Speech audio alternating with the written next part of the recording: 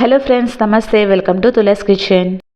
ఈరోజు మన వీడియోలో సంవత్సరం పాటు నిల్వ ఉండే ఉసిరికాయ ముక్కల పచ్చడిని ఈజీ వేలో ఎలా ప్రిపేర్ చేసుకోవాలో చూద్దామండి. చిన్నపిల్లలు ఉసిరికాయ మొత్తం తినలేరు కదండి, అటువంటిప్పుడు వేస్ట్ అయ్యే ఛాన్స్ ఉంటుంది. అలా కాకుండా ఇలా ముక్కలతో చేసుకుంటే ఎంత కావాలో అంతే వేసుకోవచ్చు. ఫస్ట్ 1 కేజీ ఉసిరికాయలని వాటర్తో వాష్ చేసుకుని తడి లేకుండా ఏదైనా క్లాత్తో తుడుచుకుని అరగంట పాటు నీడబెట్టిన ఆరబెట్టుకోండి. తర్వాత వీటిపై ఏమైనా చిన్న చిన్న మచ్చలు డ్యామేజెస్ ఉంటే తీసేసుకొని ఇలా నిలువుగా ఘాట్లు పెట్టుకుని చిన్న చిన్న ముక్కలుగా కట్ చేసుకోండి. ముందుగానే ఇలా ముక్కలుగా కట్ చేసుకోవచ్చు, లేదంటే ఆయిల్లో ఫ్రై చేసుకున్నాక కూడా ముక్కలుగా కట్ చేసుకోండి, ఇంకా ఈజీగా అయిపోతుంది.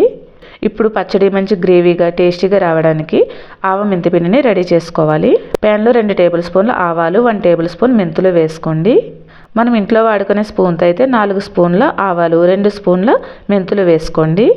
ఇవి ఇలా రంగు మారి బాగా ఫ్రై అయ్యాక ఒక గిన్నెలోకి తీసుకొని పక్కన పెట్టేసుకోండి. మనకి కేజీ ఉసిరికాయలకి 1/2 కేజీ నూనె పడుతుందండి. ఫస్ట్ ఒక 1/2 కిలో వరకు నూనె వేసుకోండి. నువ్వుల నూనె కానీ పల్లి నూనె కానీ వేసుకోండి, టేస్ట్ బాగుంటుంది. లేదంటే ఇంట్లో వాడుకునే ఆయిల్ అన్నా వేసుకోవచ్చు. నేనైతే నార్మల్ సన్ఫ్లవర్ ఆయిలే వేసేసుకున్నాను. ఉసిరికాయ ముక్కలు 4-5 నిమిషాలు వేగాక ఇలా సాఫ్ట్గా అవుతాయి, అప్పుడు తీసేసుకొని పక్కన పెట్టుకోండి. ఉసిరికాయ ముక్కల్ని మరీ ఎక్కువగా ఫ్రై చేస్తున్నా మెత్తగా అయిపోతాయండి. సో ఇలా 4-5 నిమిషాలు ఫ్రై చేసినాక తీసేసుకోండి. ఇలాగే మిగతావన్నీ కూడా ఫ్రై చేసుకొని పక్కన పెట్టేసుకోండి. ఇప్పుడు కేజీ ఉసిరికాయలకి 100 గ్రామ్స్ వరకు చింతపండు తీసుకోండి, అంటే 1 కప్పు వరకు ఉంటుంది. ఇప్పుడు దీంట్లో వేడి నీళ్ళు వేసుకొని నానబెట్టుకోండి. చింతపండు మెత్తగా అయ్యాక కొంచెం హాట్ వాటర్ యాడ్ చేసుకుని ఇలా జాలి గరిటె సహాయంతో గుజ్జుని సెపరేట్ చేసుకోండి, ఈజీగా అయిపోతుంది. ఇప్పుడు చల్లారిన ఆవాలు మెంతులను కూడా మిక్సీ జార్లో వేసుకొని ఇలా పౌడర్ చేసుకొని పక్కన పెట్టుకోండి.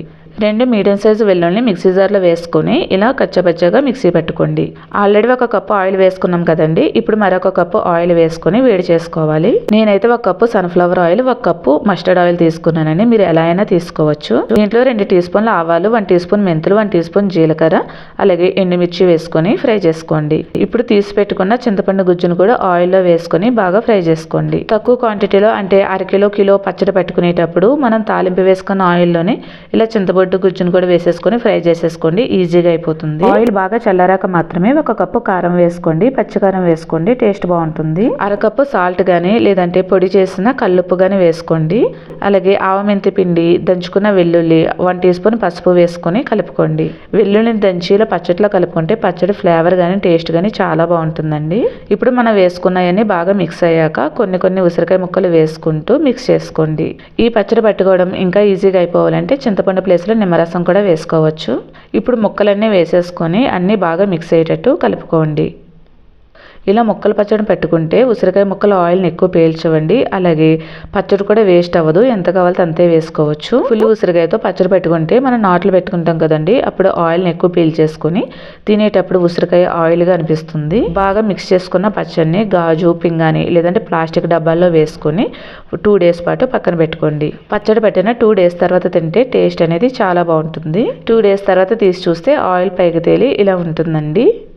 చూసారు కదండి, చాలా ఈజీ ప్రాసెస్లో సంవత్సరం పాటు నిల్వ ఉండే ఉసిరికాయ ముక్కల పచ్చడి రెడీ అయిపోయింది. ఈ వీడియో నచ్చితే ప్లీజ్ ఒక లైక్ చేసి ఫ్రెండ్స్కి రిలేటివ్స్కి షేర్ చేయండి. ఛానల్ని తప్పకుండా సబ్స్క్రైబ్ చేసుకోండి. Thank you for watching.